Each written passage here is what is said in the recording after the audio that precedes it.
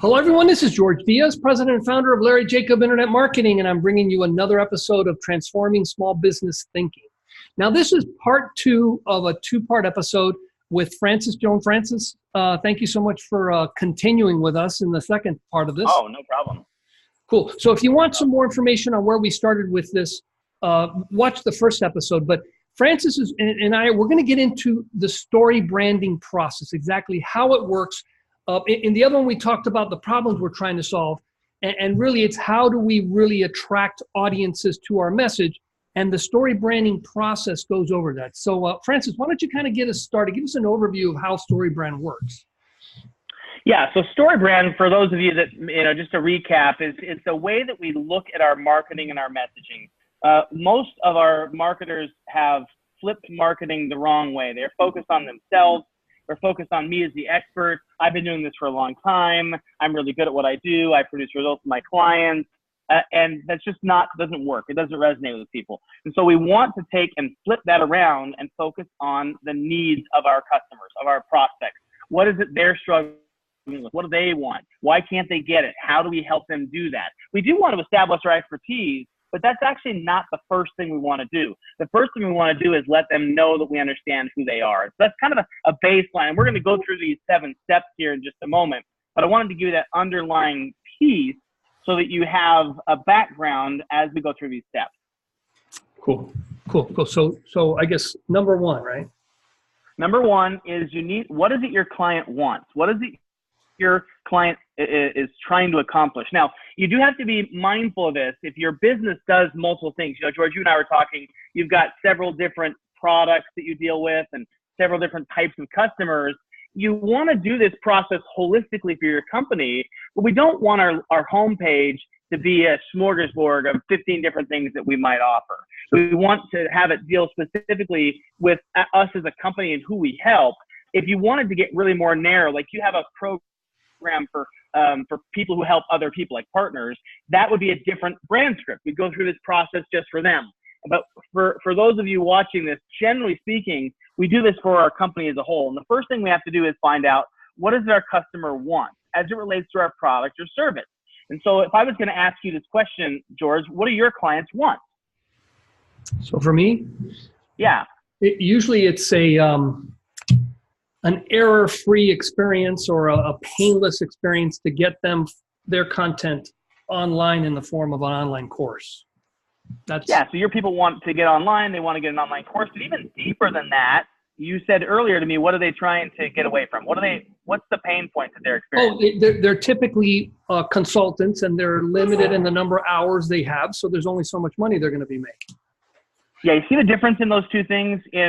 One is, I know I want a membership site, I don't know how to do it. The other is, I have a pain. And which one of those do you think would be more emotionally appealing to a customer on your site? Someone who says, oh, he can build membership sites for me, or one who says, oh, he can eliminate this pain that I'm having. Does that make sense? Yeah. The pain is the one that's going to resonate. The delineation. So when you're identifying what it is your customers want, you want to avoid identifying the product that you're going to use to solve that for them, and really focus on how your product or service help them. So for me at KHJ Consulting, I know that people struggle with their marketing. They're not getting sales. They're not converting. They're not growing the way they want to grow. And so I can help people understand. I need to understand that about my customers. Otherwise, I'm going to create messaging that's totally off base. So the first thing you have to do is identify what it is your customer wants as it relates to your product or service. It doesn't matter if you're a pool cleaner, if you're a yoga instructor, if you're a teacher, an educator, a daycare center. It doesn't really matter. What is it your customer wants, right?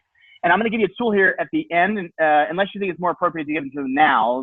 I guess they could follow along, but mystorybrand.com. So mystorybrand.com, and George will put it in the link at the end, is a free website. You are going to have to give them your email address. You're opting into StoryBrand marketing, but it's really good marketing. Yeah, by the way, I opted in for that, and I was really pleased with what I got. I mean, because it kept me from having to take a whole bunch of these little notes. Correct. And you can opt out of his marketing and still keep access to the tool. The tool has nothing to do with the marketing itself. But it's a tool that will allow you to online fill out these answers to these questions that we're going through. So the first thing is, what is it my customer wants as it relates to my product or service? Don't be topical at the top level. Like, get deep. What is it they're looking for?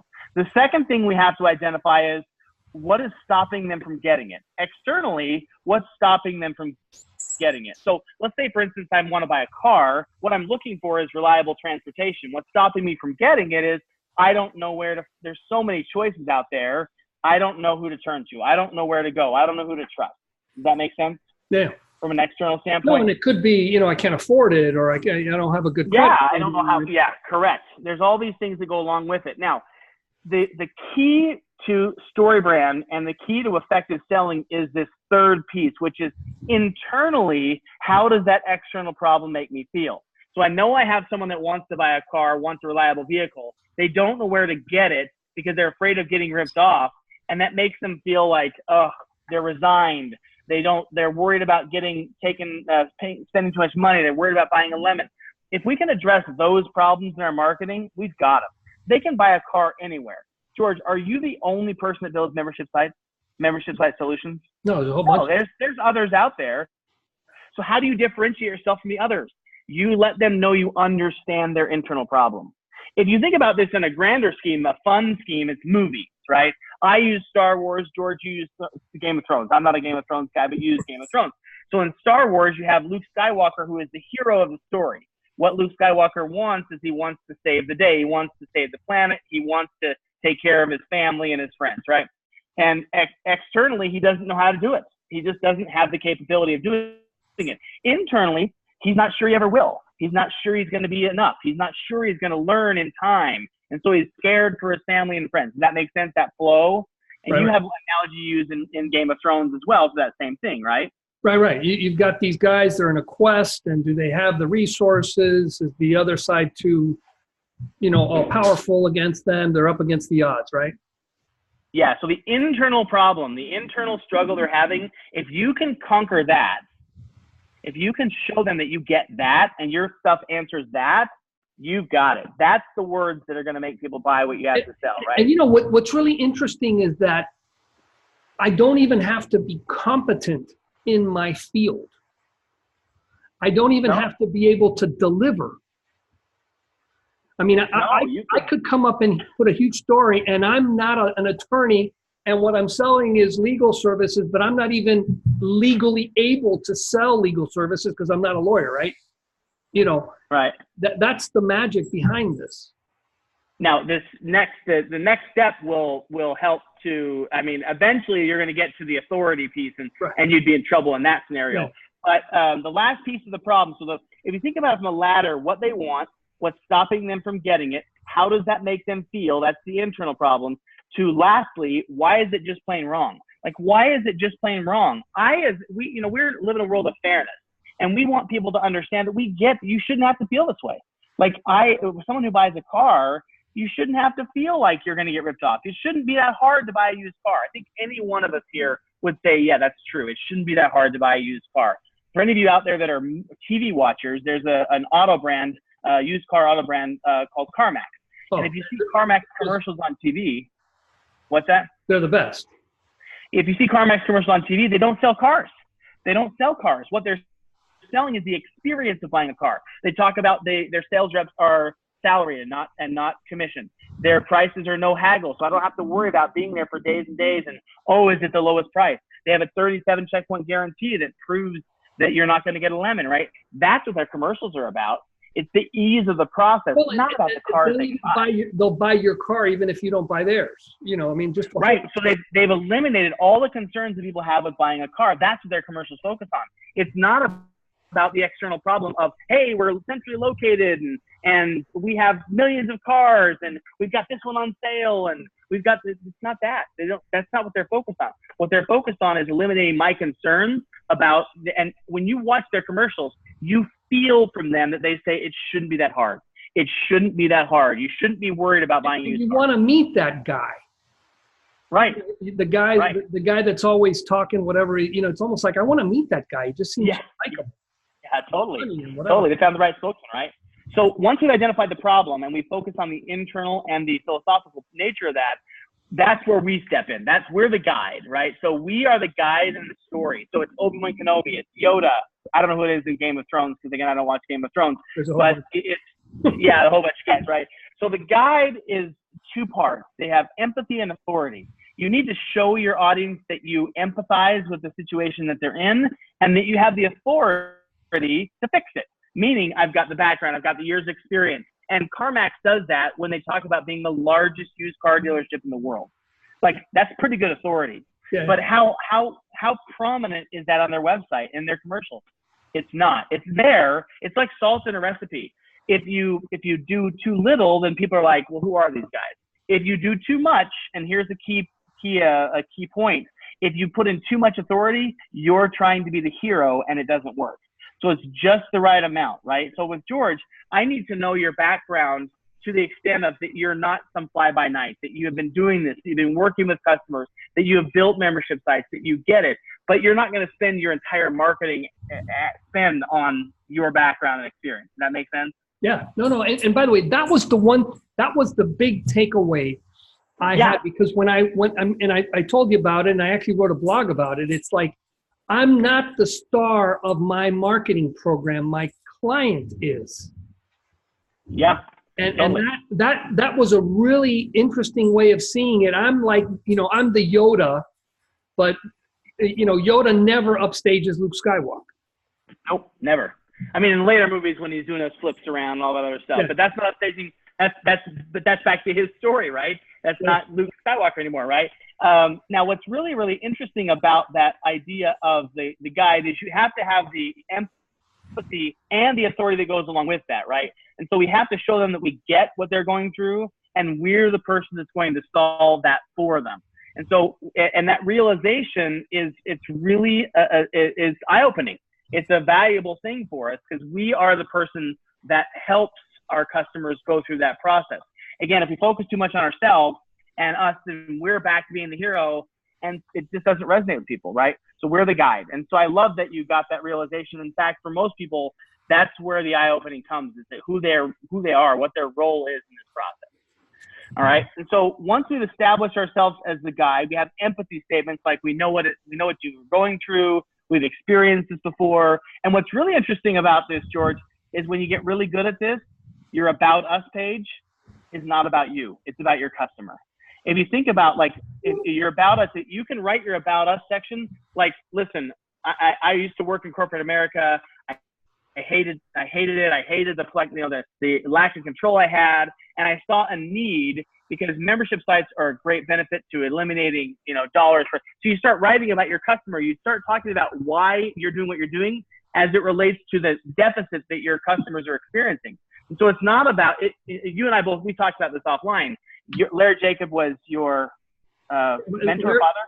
Larry's my dad. Jacob's my grandfather. Oh, yeah. So you combine the two names, right? KJ Consulting, that's my dad's initials. Those are nice stories. They're great to talk around over coffee or drinks once we've had a relationship. But if we're being totally honest, nobody cares that my company is named after my dad. They just don't, right? And so when we write an About Us page that says, oh, my dad was the inspiration, people don't really care. They just don't, right? There is a place for that, but that's deep down the road, right? And so when you get really good at that empathy and authority statement, that will create your About Us page as well. Anyway, so once we've established, it's just a little bit of and it's hard. Like, I haven't gotten there all the way with mine either, because you have to really understand your client and their problems. You have to really get there. So it takes some time. So once we've established ourselves as the authority, we have to have a plan. Most of the websites that I go to lack a plan. Like, how do I do business with you? Like, if someone, remember, conserve calories. If I have to search on your website for how to do business with you, or I have to try and think about what that looks like, you're more likely to lose me. So we need to create a plan, and it's 3 or 4 steps. We can't do 40 steps. That's too much. People they'll bounce. They'll go away. So we have to be able to create this 3 or 4 steps that says, here's how you do business with me. Here's what the process looks like. So for instance, the example I always use is weight loss. I'm a big guy. You may be able to see that on the screen. And so if I was looking for help with weight loss, if I go to a website, I want to see what I need to do business with them. How are they going to help me, and what is life going to look like? So I might want to see a plan that says, hey, schedule a consultation where we talk about your specific experiences in the past and your needs and wants and desires, right?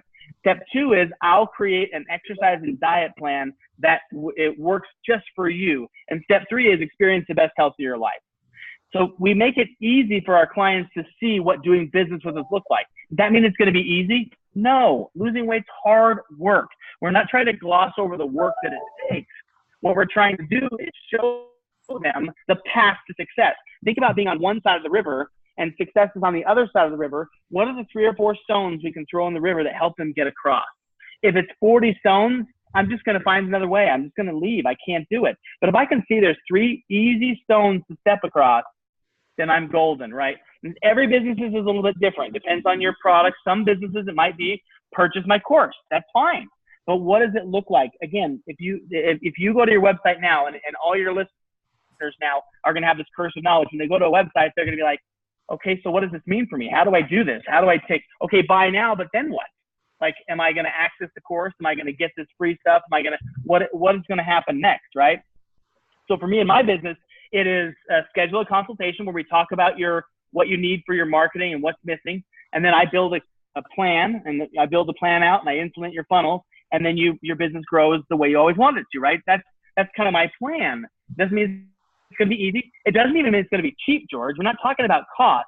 It just needs to be easy to understand. The plan has to be simple. Yeah, it's the conservation of calories. Yes, we have to be able to conserve calories, right? I'm willing to step in once I've made that emotional commitment, but until I made that emotional commitment, you have to make it really simple. Now, the other piece of this is we have to have a transitional call to action. Like, what is it we're going to do if they aren't ready to dance with me? If they aren't ready to schedule a consultation, what is the way I'm going to gather their information so I can market to them later? Is it a guide? Is it a checklist? Is it a resource?